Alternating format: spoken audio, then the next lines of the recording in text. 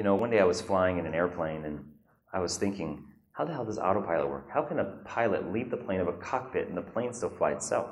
Anybody ever wonder that? Yeah. Every day of your life? Yeah, me. I did too.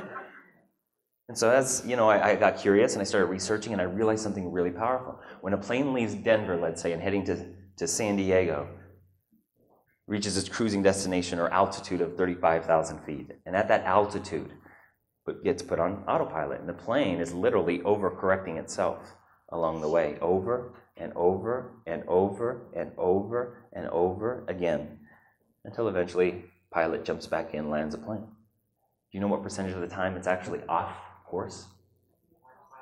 95, 98, 99% of the time it's actually off course.